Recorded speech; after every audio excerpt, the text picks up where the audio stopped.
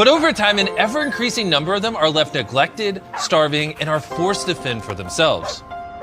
However, in Thailand, there is one man named Michael who is trying his best to make a difference. But despite all his efforts, he has reached a point where he simply can't afford to rescue more dogs.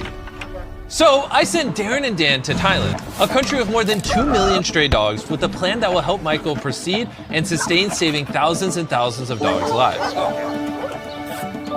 From the very first time I saw Michael, on the outside he looks like a really tough guy with a lot of tattoos. From the moment I saw him interacting with the dogs, I knew how kind and gentle and loving he actually is.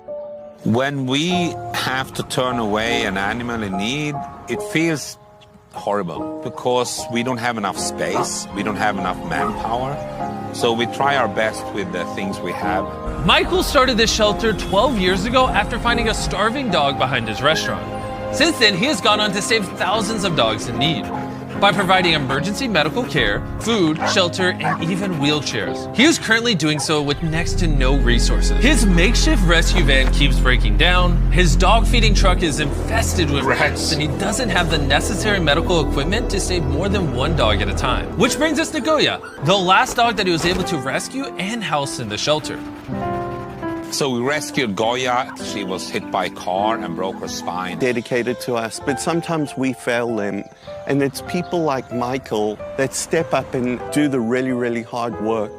And after witnessing Goya run and the joy on her face, we wanted to find out so much more about what Michael does for the dogs on a daily basis. We have the care unit where we have about 90 dogs with special needs. Blind dogs, paralyzed, older dogs. We do physiotherapy, we do hydrotherapy 3 times a week. Over and above the 750 dogs we have at the shelter, we also feed and monitor 400 stray dogs on the street daily. So we decided to follow Michael on his daily feeding trip. We're on our way to Buddha 8 Legs, where we feed around 70. We were really touched by the effort and devotion Michael puts into this. So we decided to go beyond just giving money to the shelter and doing so much more. So Dan snuck off with Chris, one of the employees, while we revealed the first big surprise to Michael. Building an entirely new wing to the shelter, which will make it possible for him to open his doors again and house more than 300 new dogs,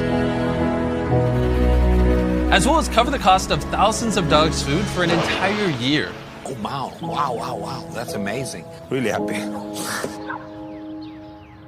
ขอบคุณมากครับ